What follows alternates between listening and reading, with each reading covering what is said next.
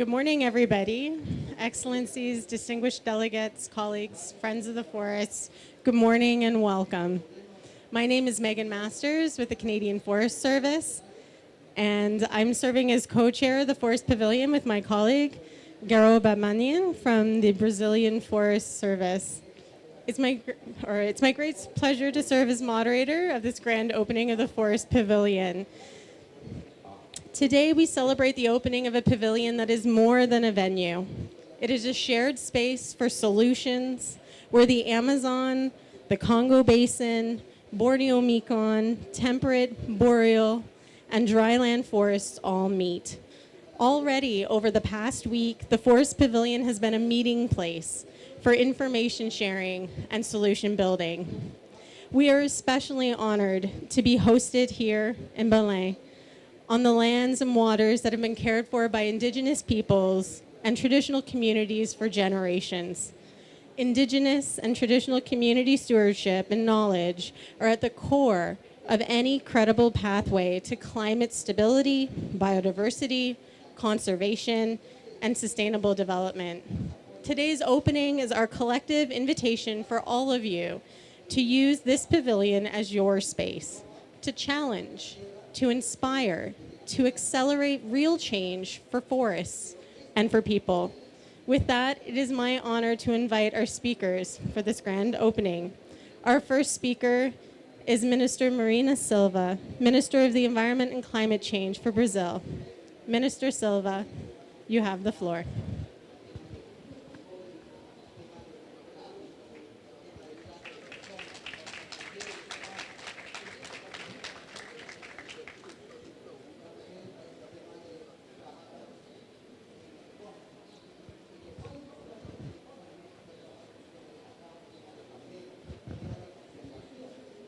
Bom dia a todos, a todas.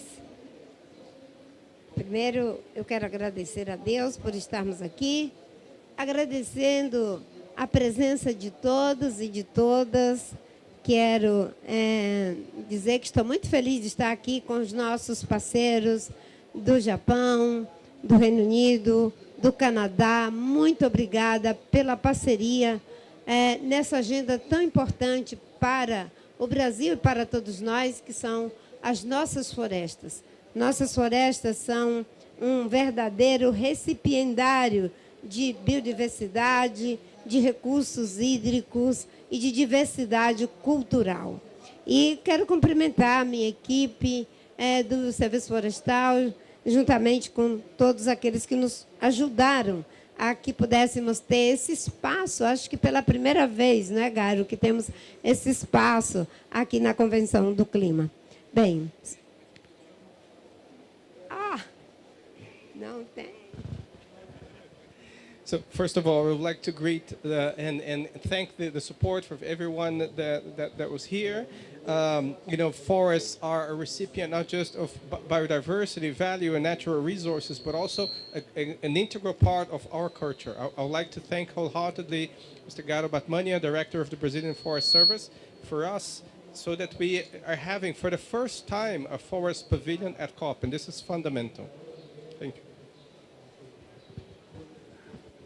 É uma grande honra participar da abertura do primeiro pavilhão de florestas organizado em uma COP, sediado aqui em Belém. It is a great honor to participate in the opening of the first forest pavilion organized at a COP, hosted here in Belém.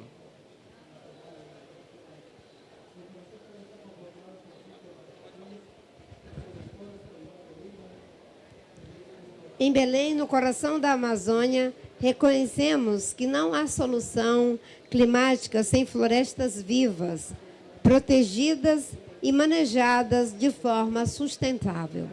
In Belém, at the heart of the Amazon, we acknowledge that there's no climate solution without living forests being protected and managed in a sustainable manner. As florestas ocupam um lugar transversal na agenda ambiental global. Elas conectam clima, biodiversidade, combate à desertificação, recursos hídricos, segurança alimentar, bioeconomia, áreas protegidas, cultura, saúde e repartição justa de benefícios associado aos serviços ecossistêmicos e também aos recursos naturais. Forests occupy a transversal place in the global environmental agenda. They connect climate, biodiversity, fight of desertification, water resources, food security, bioeconomy, protected areas, culture, health, and the just benefit sharing of associated to traditional knowledge, as well as ecosystem services. Essa amplitude e diversidade justificam plenamente a criação de um pavilhão próprio, capaz de acolher diferentes temas, países, perspectivas e soluções. This wide range of benefits and diversity plainly justify the establishment of its own pavilion, capable of welcoming different topics, countries, perspectives, and solutions. Quero agradecer aos países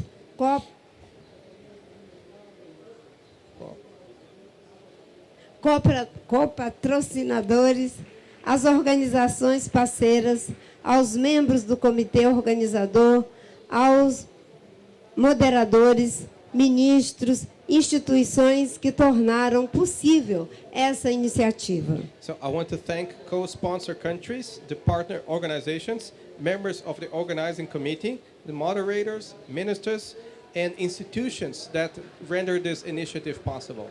Agradeço de um modo especial ao Serviço Florestal Brasileiro, na figura do nosso diretor executivo, Garo Batmanian, e sua equipe, ao Serviço Florestal do Canadá, ao Fórum das Nações Unidas para a Floresta e aos membros da parceria colaborativa para florestas e às inúmeras pessoas que contribuíram para que este espaço se tornasse uma realidade. So I thank in a very special manner the Brazilian Forest Service, here in the person of its director, Garo Batmanian, and as well as the Canadian Forest Service and the UN Forum on Forests, UNFF, as well as the members of the Collaborative Partnership for Forests, CPF, as well as the several people who contributed so that this space could become a reality. Que este pavilhão inspire novas alianças, fortaleça compromissos e contribua para acelerar as ações necessárias para proteger, restaurar e valorizar as florestas do mundo, garantindo justiça climática, diversidade biológica e bem-estar para os representantes dessas florestas, que são os povos originários, e as futuras gerações.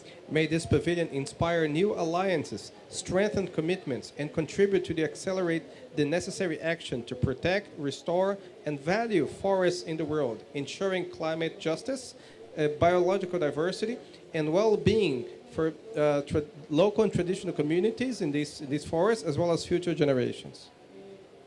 Na semana passada, durante a cúpula de chefes de Estado e também na abertura da COP30, o presidente Lula nos deu uma mensagem clara, mas de forma humilde, sincera, já que estamos dizendo que é a COP da verdade e a COP da implementação. Last week, during the Leaders Summit, and as well as in the opening of this COP, President Lula gave us a message that was very humble, but at the same time powerful in truth, since we're saying that this must be the COP of truth. A mensagem que ele nos trouxe foi mais ou menos no sentido de dizer: nós, líderes políticos, cientistas, instituições financeiras, tomadores de decisão e organismos internacionais, temos o desafio de elaborar mapas do caminho, tanto para acabar com a dependência do uso de combustível fóssil, quanto para zerar o desmatamento e conseguir os necessários meios de implementação. So his message was to say that we, the leaders, scientists, financial institutions, decision makers, and international organizations, we have the challenge to elaborate roadmaps, both to end our dependency on fossil fuels, as well as to fight, to end deforestation and find the necessary means of implementation for this. Assim como o presidente Lula, estou também convencida de que, apesar de todas essas nossas contradições, é melhor que nos planejemos para mudar do que sermos abruptamente mudados pelas consequências e pelas circunstâncias, como já estamos sendo mudados pela emergência climática. As well as President Lula, I am fully convinced that despite our difficulties and challenge and contradictions, it's important for us to plan and to change rather than being forced to change, since we're already all living the effects of extreme climate events. Podemos aqui em Belém fortalecer o diálogo e a colaboração para construir de forma conjunta e colaborativa mapas do caminho que serão nossas bússolas para superarmos a dependência dos combustíveis fósseis e, de forma justa, também podermos zerar o desmatamento. We can, here in Belém, strengthen the dialogue and collaboration so that we can build, in a joint and collaborative manner, roadmaps that will be our collective compass to overcome the dependency on fossil fuels and to zero deforestation in a just, orderly and fair manner. Em relação ao desmatamento, destaco que em 2024 e 2025 conseguimos reduzir o desmatamento em 11%. No acumulado, nos últimos 3 anos, já é uma redução de 50% do desmatamento na Amazônia brasileira. E isso só foi possível porque começamos a nos planejar em 2003. Regarding deforestation, I must highlight that between 2024 and 2025, we managed to reduce deforestation by 11.08% in the Brazilian Amazon and another 11% in the Brazilian Cerrado, the Brazilian savanna, and representing an accumulated fall of 50% since 2022. And we were only able to do that because we started planning ahead. Estamos convencidos de que não vamos proteger as florestas apenas com a ação de comando e controle, ainda que elas sejam muito importantes. Teremos que manejar nossas florestas, temos que restaurar aquilo que já foi perdido e usar com sabedoria aquilo que ainda temos. We're fully convinced that we cannot zero deforestation just with command and control activities. We have to manage our forests, sustainably use and restore that which can be restored. Por isso que instrumentos como o TFFF é uma grande contribuição dos países que o ajudaram a construir. E estamos muito, muito otimistas de que vamos fazer desse mecanismo uma forma de proteger floresta e, ao mesmo tempo, ajudar a promover justiça social. This is why instruments such as the TFFF are fundamental. And that's why we're very optimistic that we will manage to have it properly to work so that we can both protect our forests as well as support those communities at the forefront of protecting our forests. Temos vários instrumentos e plataformas para avançar. E com a ajuda de cada um e cada uma, no seu tempo, da sua forma, mas, sobretudo, com o sentido de urgência que a causa exige, haveremos de dar uma resposta para proteger esses espaços tão bonitos, do ponto de vista imagético, do ponto de vista pictórico e, por que não dizer, do ponto de vista acústico. Muito obrigada. We have several instruments to support forests, and we're confident that with the support of everyone here, every institution, every country, in their time and in the manner that they find suitable, we will manage to protect these ecosystems, which are beautiful and used not only from a imagetic point of view, but also culturally and even acoustically. Thank you very much.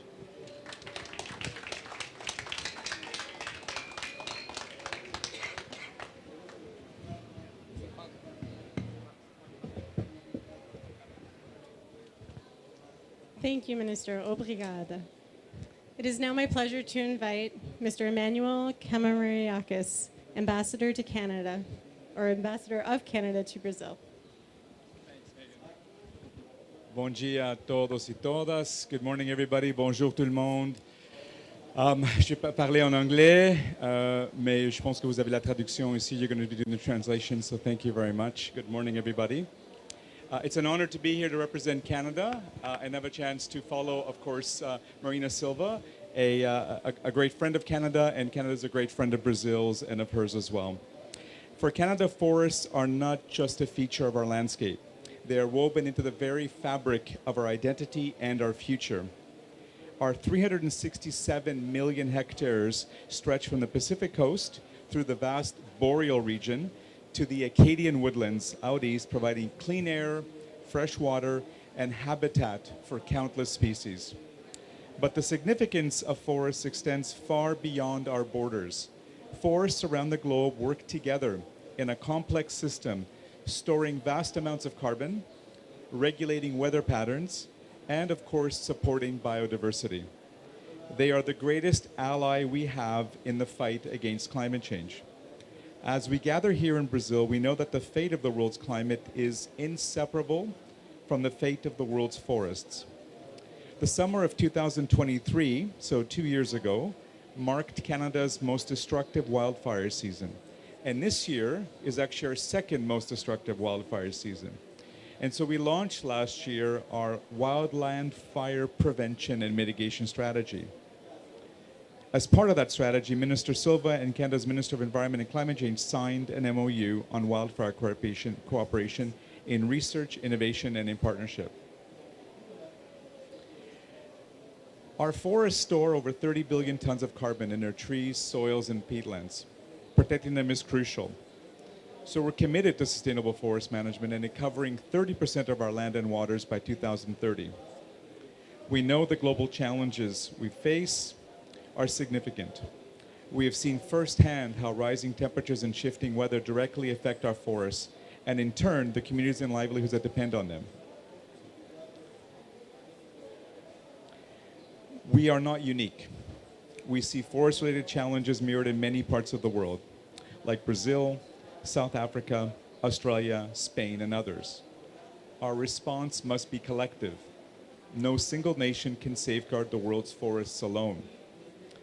That is why Canada and partners around the world, bilaterally and internationally, through mechanisms at the G7, the recently adopted Kananaskis Wildfire Charter, the FAO and the Global Fire Management Hub, and the International Model Forest Network are important. And as we work closely with Indigenous peoples, their traditional knowledge is indispensable. Over the last few days, messaging coming from this pavilion have highlighted the challenges facing forests in a changing climate are urgent but not insurmountable. We have heard about innovative approaches to channel private sector finance towards Indigenous-led forest and bioeconomy initiatives, emphasizing the importance of gender equality, of respecting human rights, and locally grounded solutions. We've heard about forest governance and the vital role of Indigenous peoples as guardians of forests and biodiversity, and that their voices must be genuinely heard and respected in all decision-making processes. Canada and Brazil must also work, of course, closely with Indigenous peoples, whose traditional knowledge is, of course, indispensable. We are happy to partner as part of this initiative. We're happy to partner with the countries that are a part of this mechanism, this process, and it's an honor to be making some remarks for you this morning. E finalmente, para falar pouco sobre a situação aqui em Brasil, eu estou já aqui 3 anos em Brasil. Tenho ouvido este hino nacional muitas vezes, onde o Brasil é gigante pela própria natureza, mas também o Brasil é importante pela própria floresta, como é Canadá. Parabéns, ministra, por essa iniciativa e muito obrigado a todos vocês. Bom dia.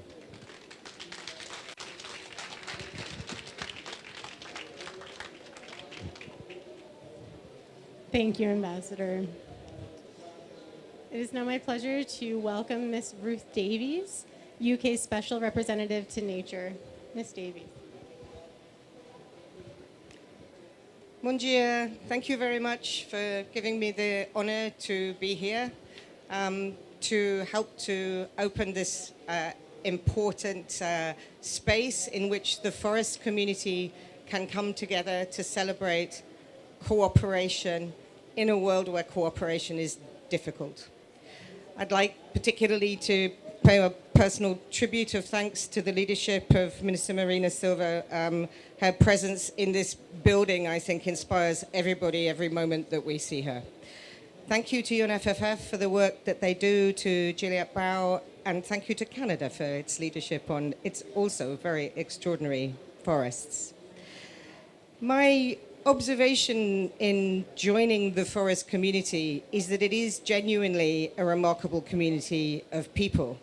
They come together over a shared commitment to the natural world, but also to the people that look after the world's forests and that are building something very different from our imagination of what today's economy is, because they're building a living economy that is based on the idea that we are nature and nature is us. And the work of the forest community breaks down the artificial barriers that we've put up between our world, our societies, and the natural world of which we are a part.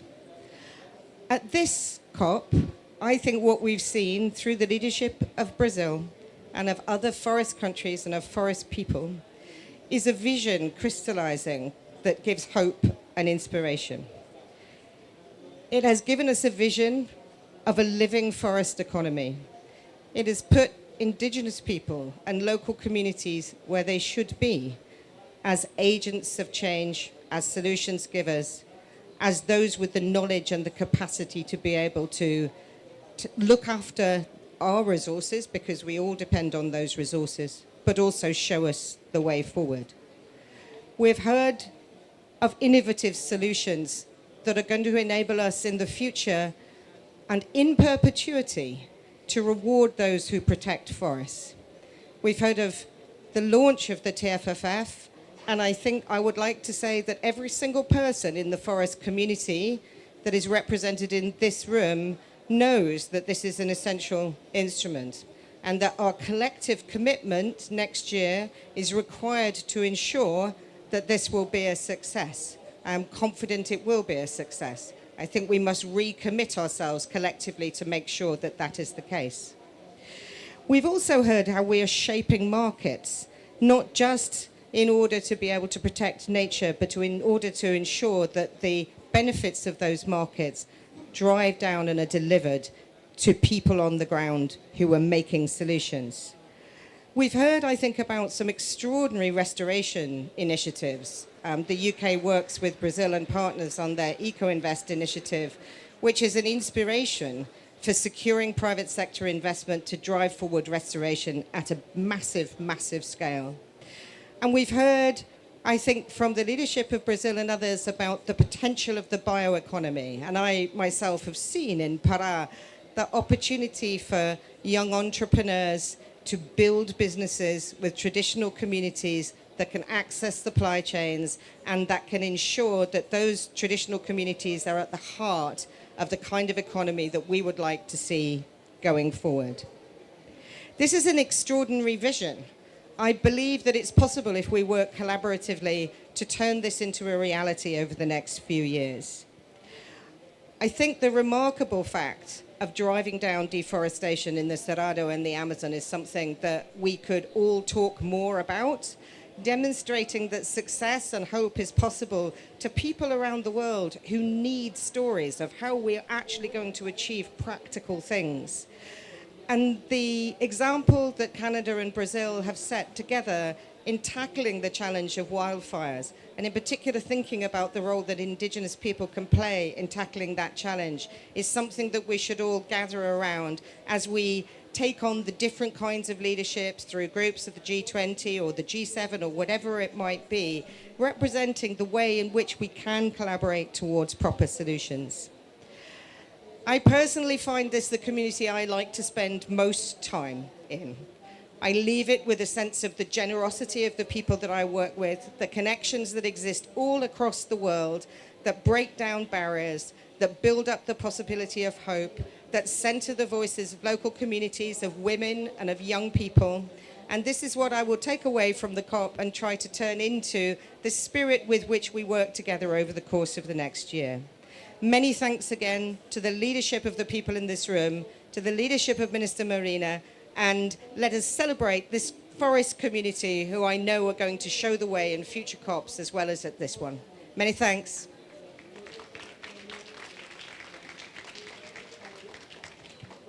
Thank you very much for those remarks. I would now like to welcome Mr. Tanimura Eiji, Deputy Director General to the Forest Agency of Japan.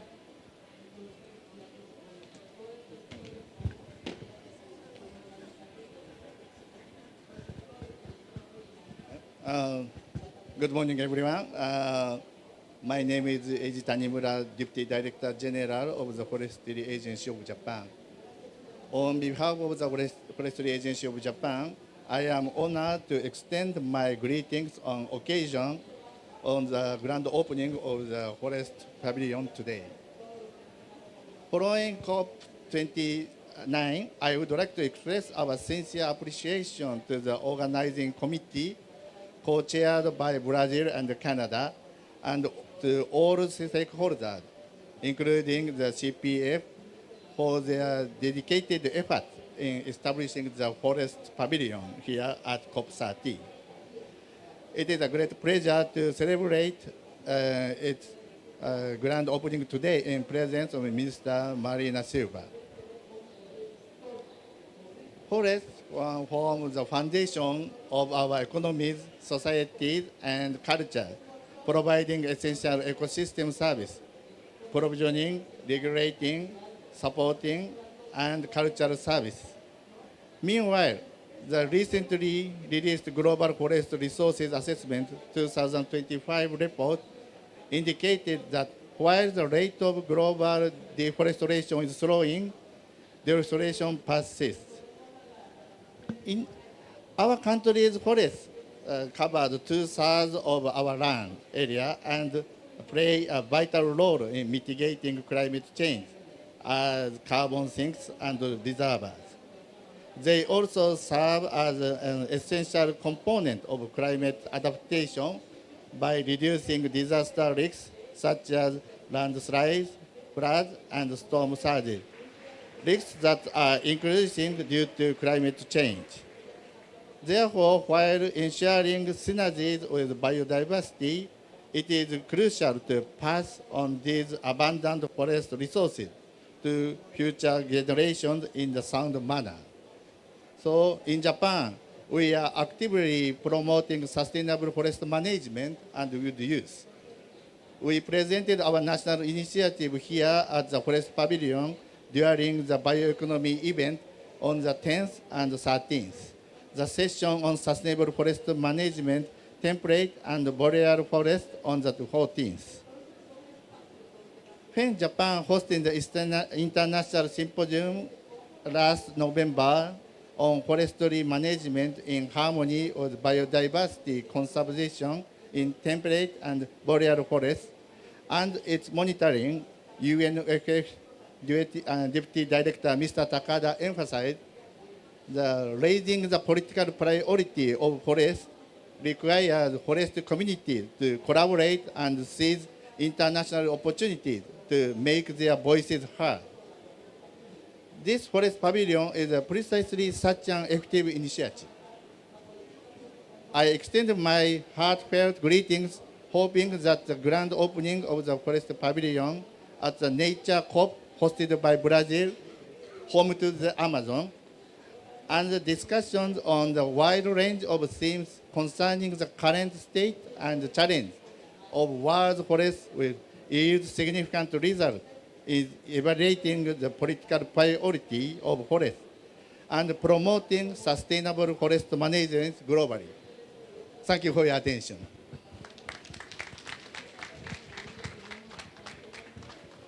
Thank you, Mr. Tanimura. We are now honored to hear from Ambassador Aurélie Flore Koumba Pambo, Co-Facilitator of the Congo Basin Forest Partnership.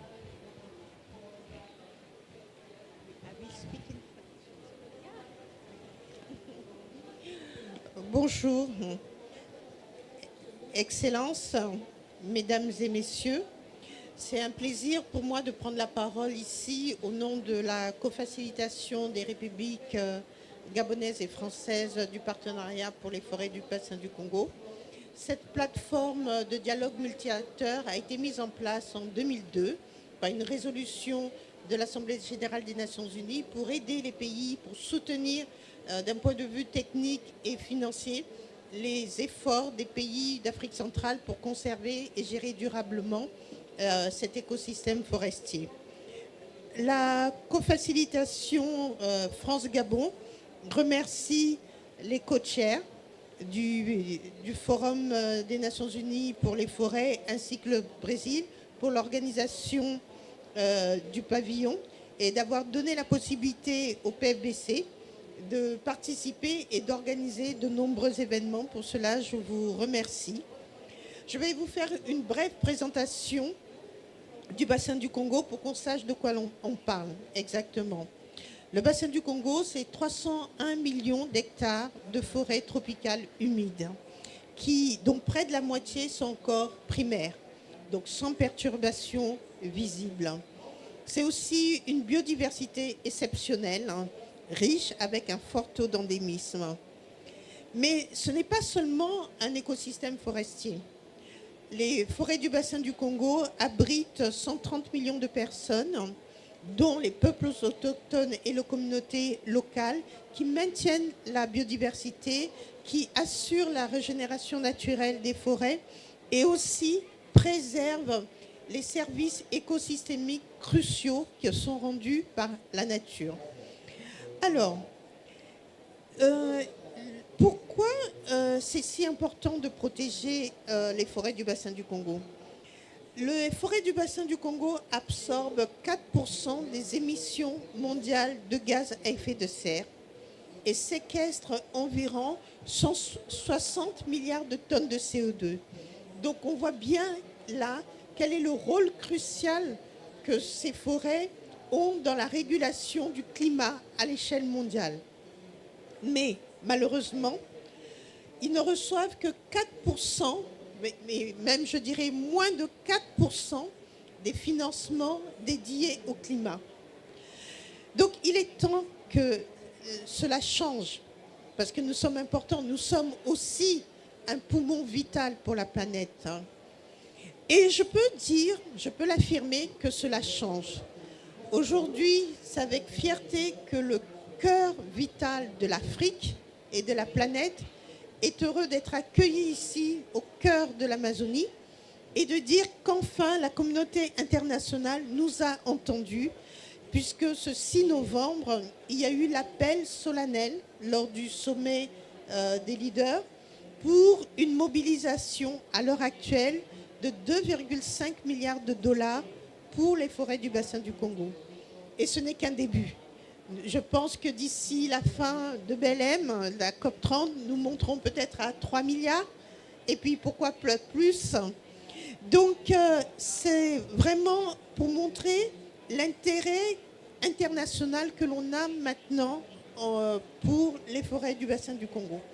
Avant de clore, je voudrais remercier le Brésil pour son accueil chaleureux, l'hospitalité que l'on reçoit, et aussi saluer l'initiative TFFF et encourageant la mise en œuvre de cette initiative qui est aussi importante que l'appel de Belém pour les forêts du bassin du Congo. Je vous remercie.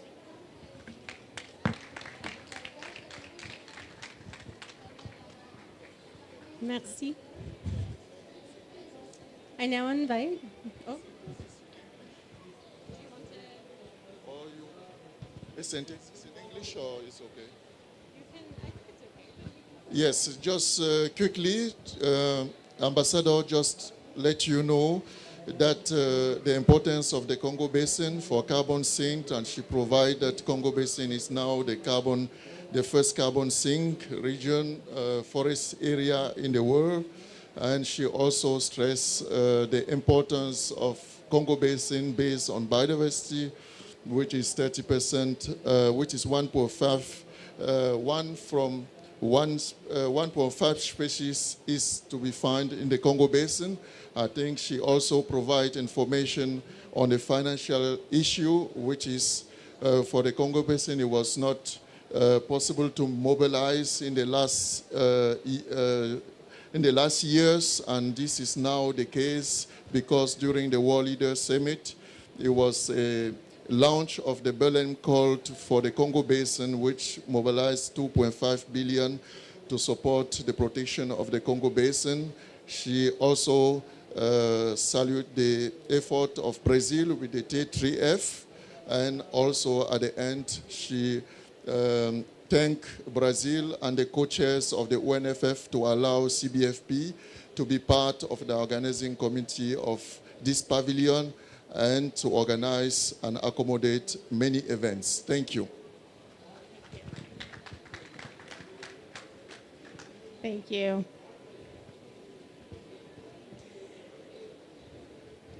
I now invite Ms. Subhra Bhattacharjee, Director General of the Forest Stewardship Council. Thank you. Good morning, Excellencies,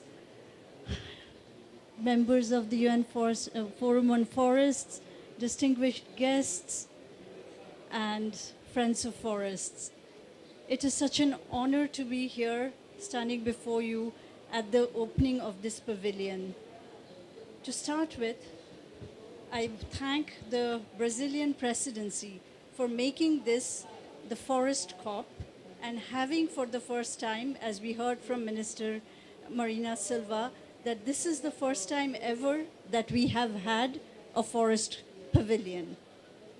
The importance of this goes beyond what we can say in words, because when we look at it, we heard from speaker after speaker the importance of forests to climate change mitigation, to climate change adaptation, and at the heart of sustainable development. We often do not think of forests as an instrument, as a power for poverty alleviation, and yet it is. We heard Minister Silva say, forests are a living economy.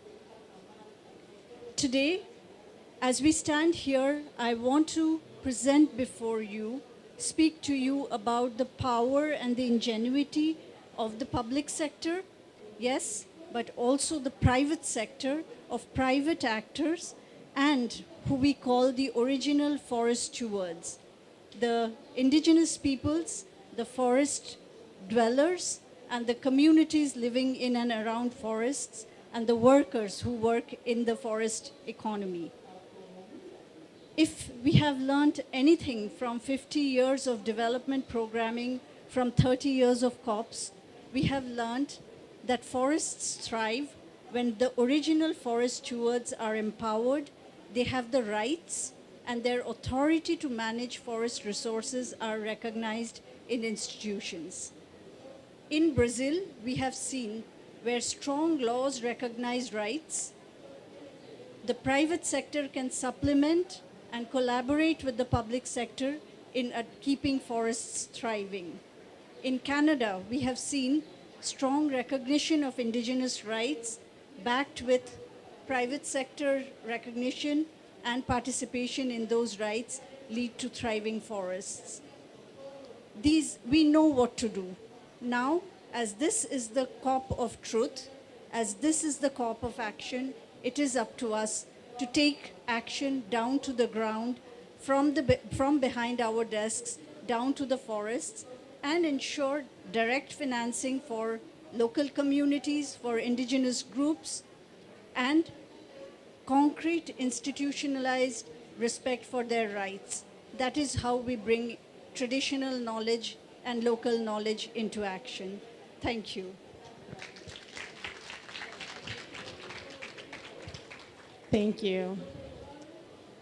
We will now listen to a pre-recorded message from Mr. Zhimin, Chair of the Collaborative Partnership on Forests and Director of the FAO Forest Division.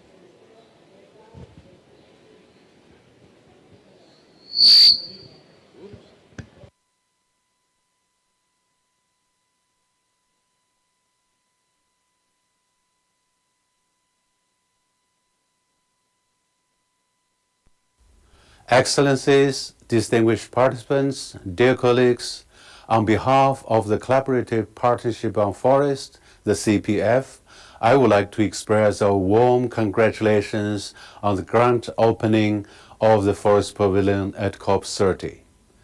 CPF would like to express our sincere gratitude to Brazil and Canada as co-chairs of the steering committee of the Forest Pavilion for your strategic leadership and tremendous support, without which the Forest Pavilion at COP30 is simply not possible. Our thanks and appreciation also go to UNFF Secretariat for your dedicated and persistent efforts to make the Forest Pavilion a reality. The CPF as a whole and its member organizations are proud to be part of the process, contributing to the successful opening and subsequent operation of the Forest Pavilion.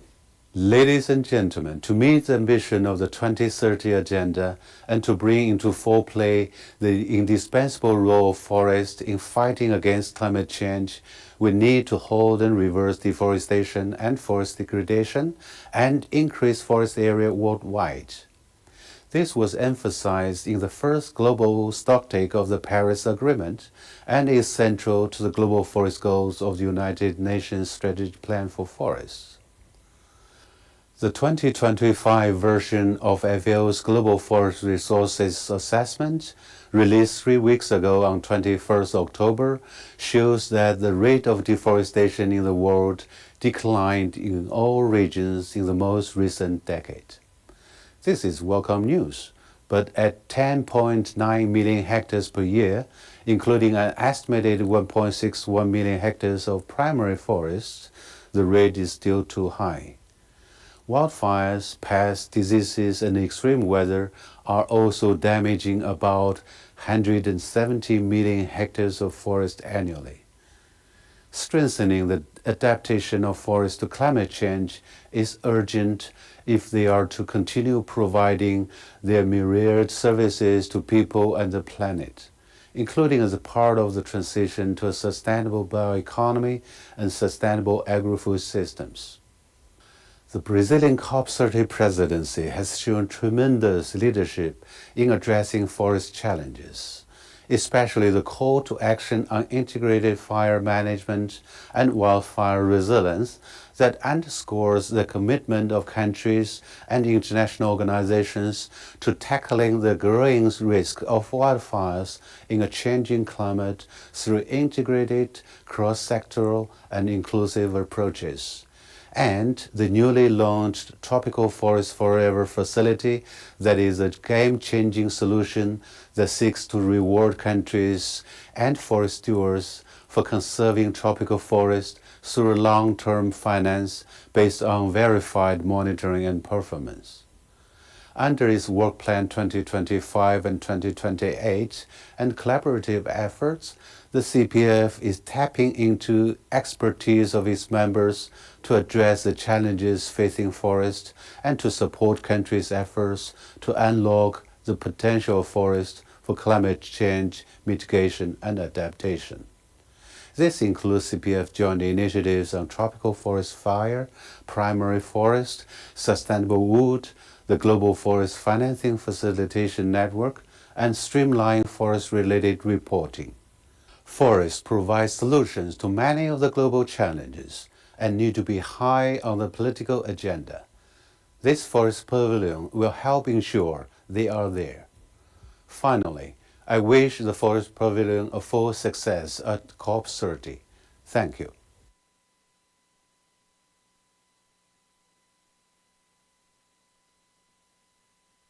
Thank you.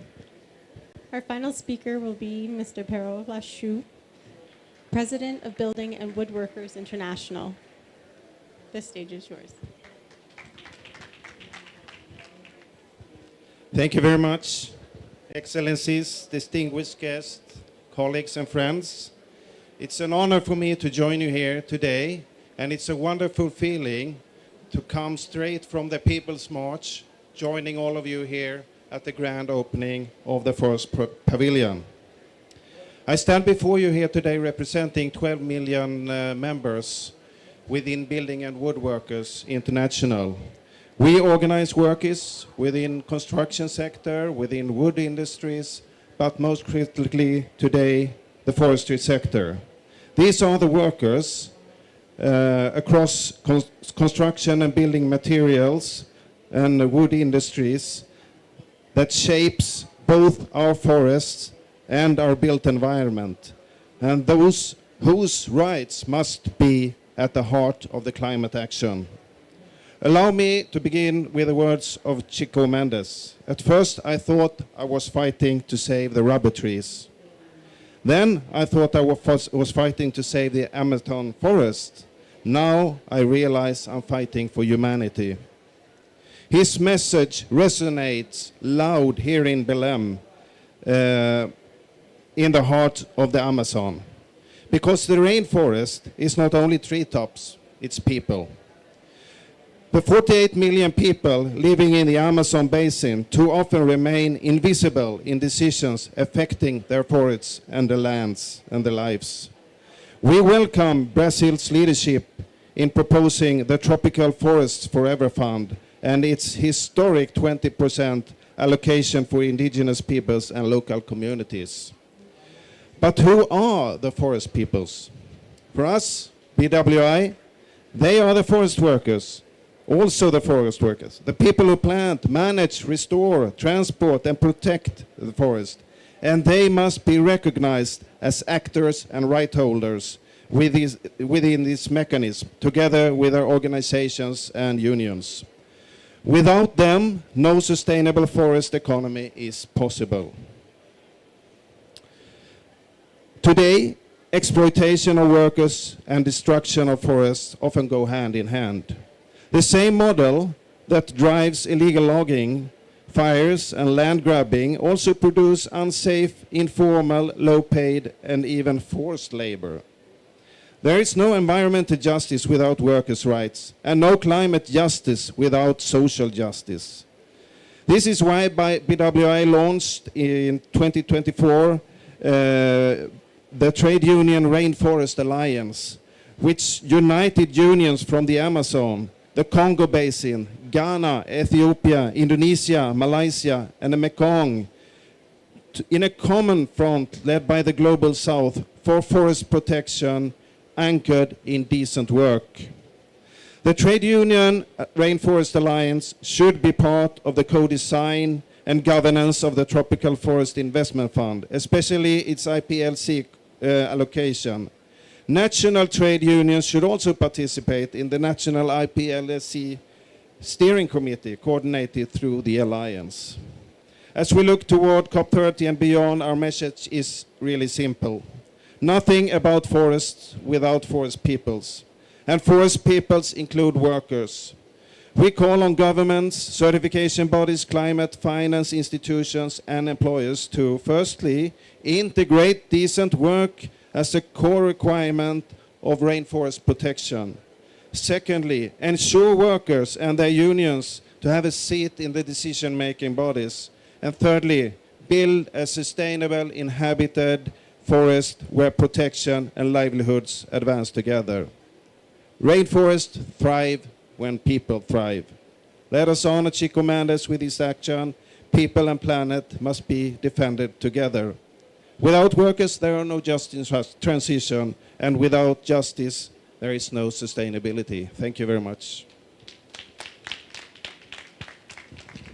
Thank you.